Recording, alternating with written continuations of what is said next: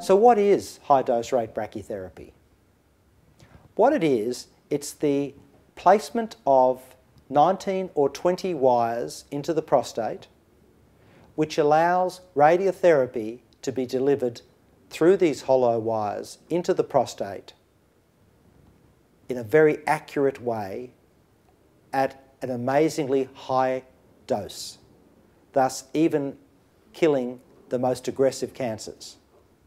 But it can also do it in a very targeted way, thus minimising the damage to the bowel, but unfortunately not minimising the damage to the erection nerves.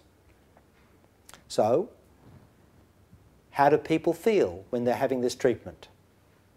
They come into hospital, they have a general anaesthetic, 19 wires are put into the prostate, they then go back to their bed after having an X-ray, and then over the next 24 hours have 2 treatments in the radiotherapy department to attempt to eradicate this cancer.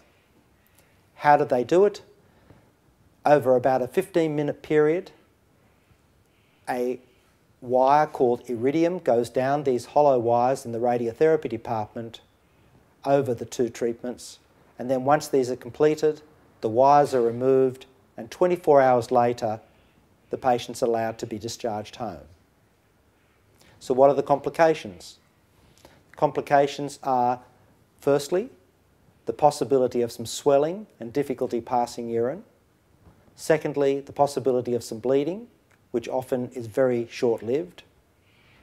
And then, of course, the long-term complications of erection problems, which occur in about 50% of these patients, and fortunately, very rarely, any bowel damage. The final complication is about a 5% chance of scar tissue in the water tube.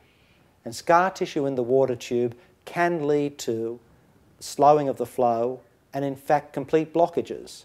So it's one of the most serious complications of high-dose rate brachytherapy, but this can be minimised by very accurate placement of the wires and accurate targeting. But it cannot be totally avoided.